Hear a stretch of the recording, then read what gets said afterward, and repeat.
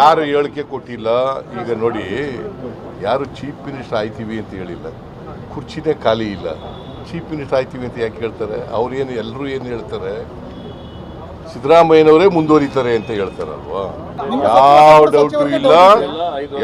Doubt ಇಲ್ಲ, ನಾನೇ ಮುಂದುವರಿತೀನಿ. Cabinet sub committee ಮಾಡಿದ್ದೀವಿ under the chairmanship of home minister.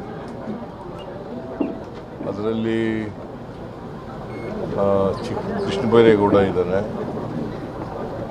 Priyank Kharge ಇದ್ದಾನೆ, ಸಂತೋಷ್ ಲಾಡ್ ಇದ್ದಾನೆ, ಎಚ್ ಕೆ ಪಾಟೀಲ್. ಈಗ ಯಾವ್ಯಾವ ಕೇಸ್ನಲ್ಲಿ ಯಾವ್ಯಾವ ಹಂತದಲ್ಲಿದ್ದಾವೆ ಅಂತ ಎಲ್ಲ ನೋಡಬೇಕು. ತನಿಖೆ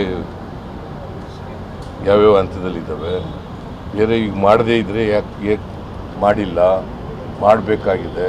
ಅದಕ್ಕೆ ಒಂದು ಸಮಿತಿ ಮಾಡಿದ್ದೀವಿ. ಆ ಸಮಿತಿಯವರು ವರದಿ ಕೊಡ್ತಾರೆ, ಮತ್ತು ಏನು ಕ್ರಮ ತಗೋಬೇಕು ಅಂತ ಸೂಚಿಸ್ತಾರೆ. ಆ ಥರ ಮಾಡ್ತೀವಿ.